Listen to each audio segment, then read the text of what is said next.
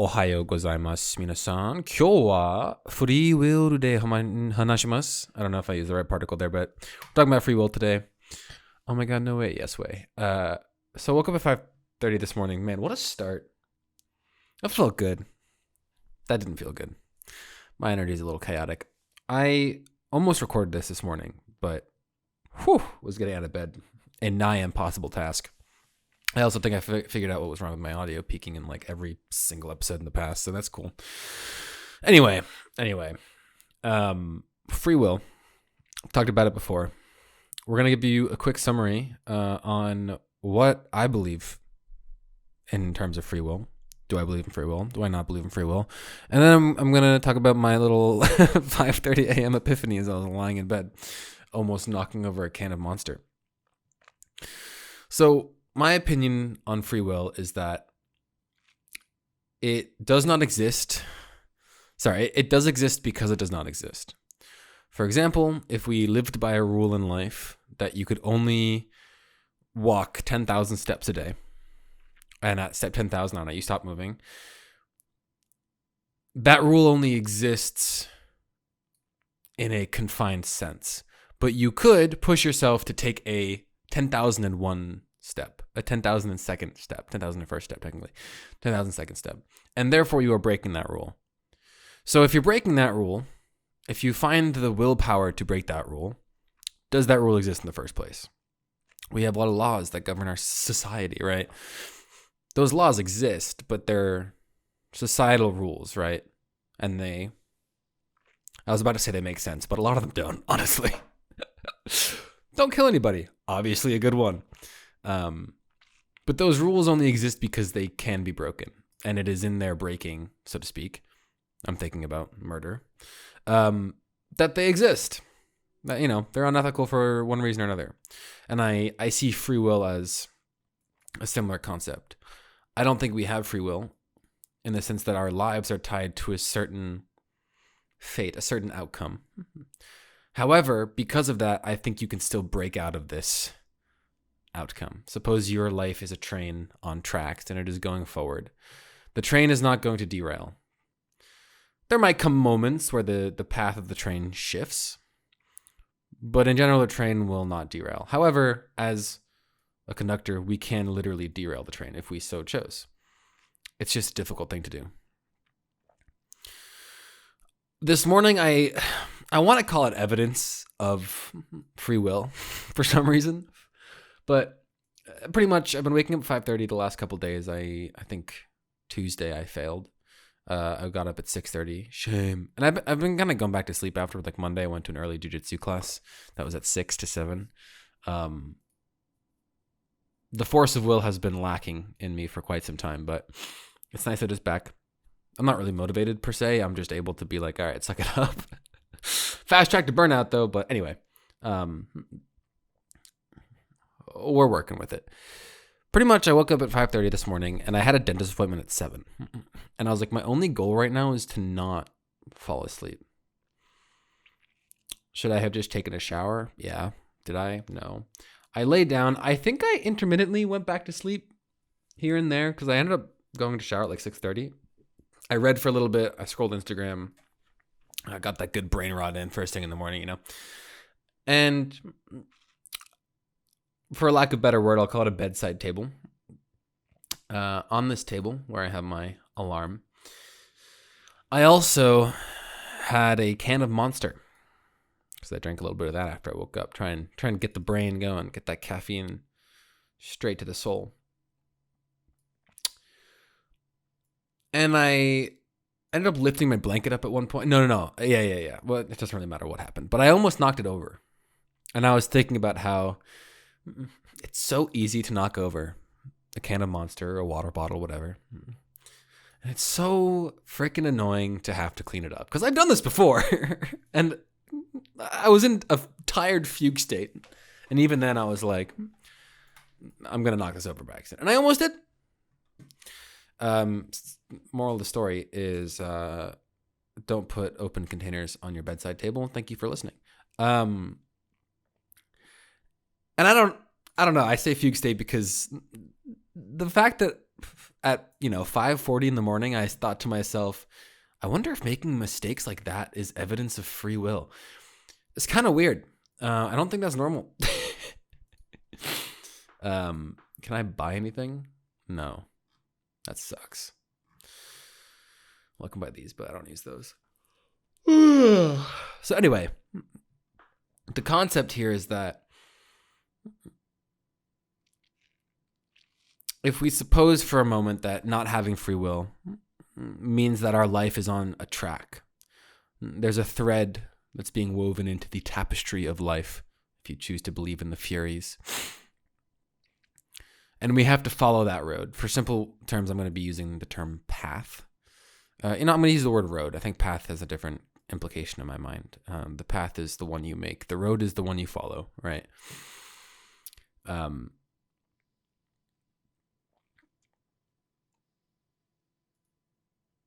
Suppose this path is what I followed. This road, is the one I followed this morning, where the can of Monster did not fall over. Things were as they were meant to be. I cracked open that can of Monster and I drank half of it approximately before I went to the dentist, and I finished it when I got back. But suppose we deviated this morning. Suppose I lifted up that blanket and I knocked it over, and in my tiredness, I would have to force myself out of bed and clean it up. Suppose when I knocked the can over, I didn't react quickly enough. What if I let it all spill out? What if I just sat there and watched it bloop, bloop, bloop, bloop, all over the floor, probably the floor?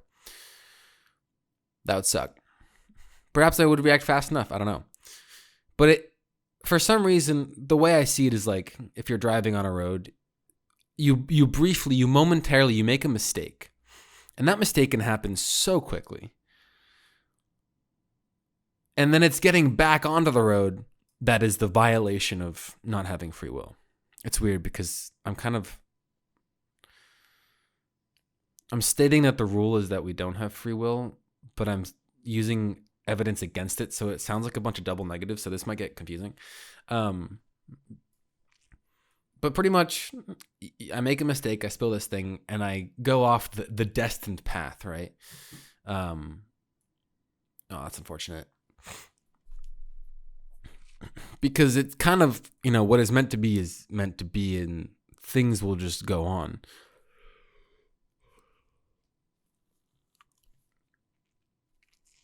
But making this mistake deviates from that. My morning was lying in bed, trying not to fall asleep.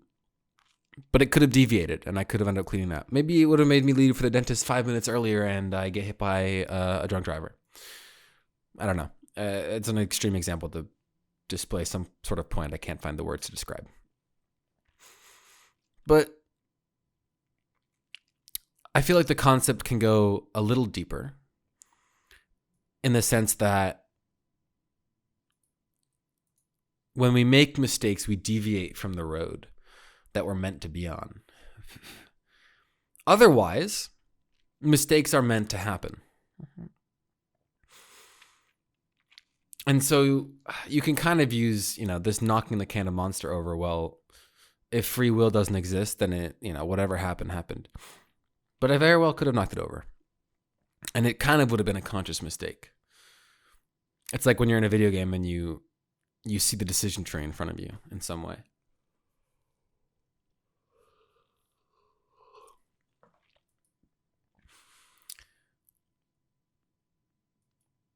And so I don't know. It's this getting back on track that I guess my early morning fugue state had top of the mind.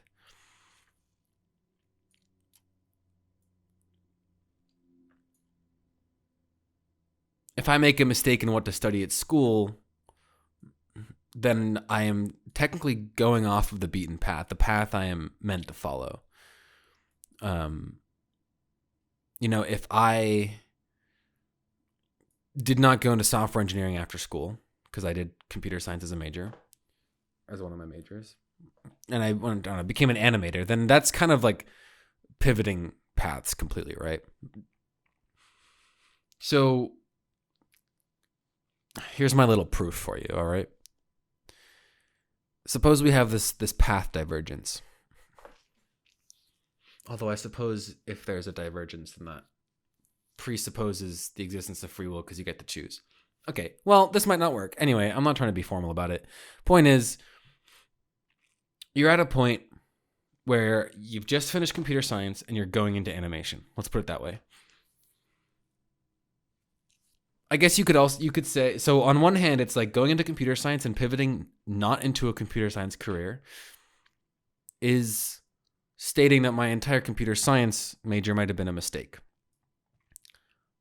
Perhaps you could say it's not a mistake. It's what brought me to animation in the first place. Through, maybe I made a connection to a computer science class and they needed an animator and I don't know, whatever. But you can also view it the other way in the sense that the mistake is made by going into animation. So I've either been deviating on this off of the road for a while and I get back onto it when I go into this animation career, or I'm on the road driving the defined road ahead, studying computer science, and then I deviate when I go study animation or go work in animation. And so this idea is contradictory to the notion of free will, is contradictory to the absence of free will, because it implies that no matter which way you look at it, there is always a choice and there's always an abrupt change. And I feel like we can call it an inflection point, right? Where something dramatically changes. We'll oversimplify the term inflection to be that.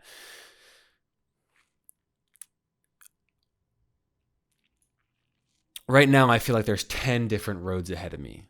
There are the easy roads and there are the hard roads. I shouldn't say easy. The road I'm already driving down is the career of a software engineer. And I've also kind of opened up, whatever having a master's in computational linguistics might help me out with. I've also opened up the road of YouTube in some way. That's technically a path that's still kind of open to me. Which, cool. That I'm ever going to go down it, but whatever. Making YouTube videos, was that part of the path, the destiny? Did I make realizations from that? I think it's definitely given me a lot, but I stopped it. And so, I don't know, it feels like if I was meant to do, I guess this is the generalization of my little path analogy, right? If you're fated to do one thing, then in theory, you're never going to end up doing that one thing. If it is in my destiny to become a software engineer, then cool, I'm following that track. But it's not like I've always been on that track. If it's in my destiny to become a YouTuber, let's say, then I was on that track and then I've left that track.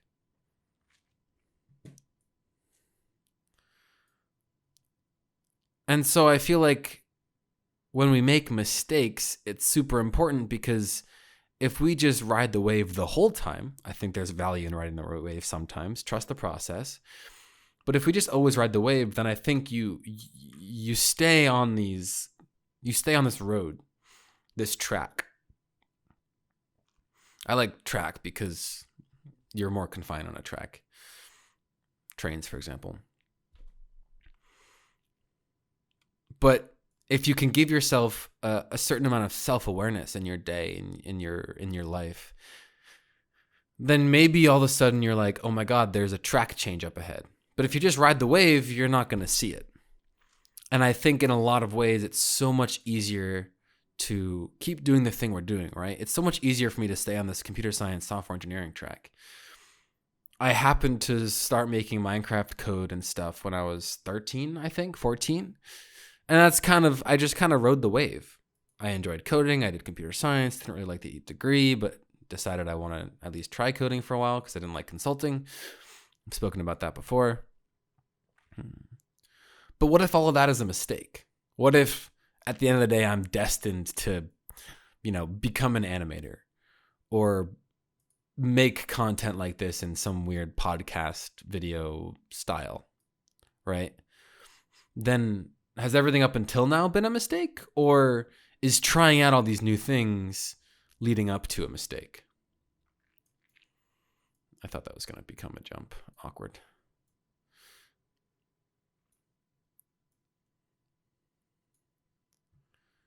So, I don't know, the crossroads I'm at now is like, okay, well, do I pivot away from what I'm doing? Is that the track I'm supposed to be on? Like, am I on the track right now or am I off road? That's a fun question. You know, is knocking over that that open can of Monster, is that meant to be? Or was it not meant to be? If I had knocked it over, does that mean I'm deviating from the path for just a moment while I have to clean it up? Or have I deviated from the path by consciously being like, oh, I might knock this over? So when I threw the blanket up, I was like, watch out, and I pulled it toward me. Was that conscious awareness breaking off the track of what was meant to be today?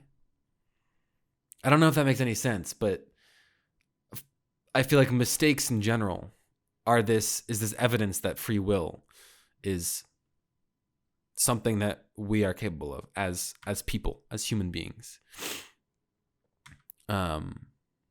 I remembered this achievement took me ages, and then I got it by accident. This was like the one achievement in this game I looked up. I don't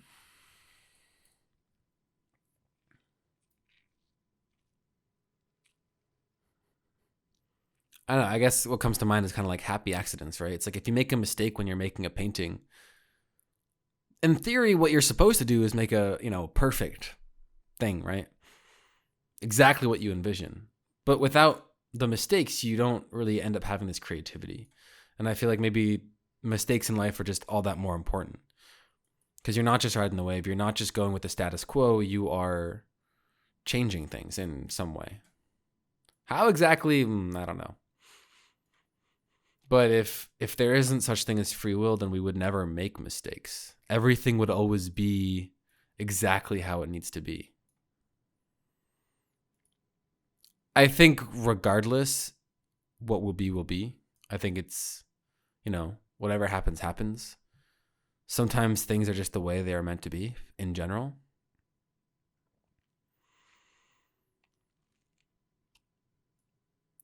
But that one path can change when you make a mistake. When you make a mistake, right before I knock over that can of Monster, what's meant to be is, I don't know, getting to the dentist. But when I knock over that can of Monster, then what's meant to be is being late to the dentist. But there are these constant inflection points that only occur because you make mistakes.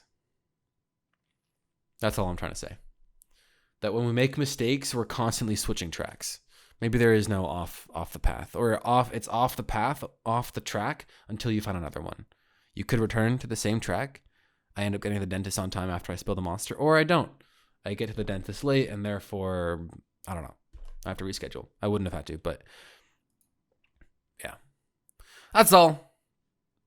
I appreciate you listening and or watching to this show / podcast on YouTube. This inconsistent show / podcast. I'm sure I could force myself to do more, but I'm doing a lot right now. So taking it as it comes with these 5:30 a.m. fugue state realizations. So have a good one. And as always, don't forget to stay awesome. I'll see you in the next one.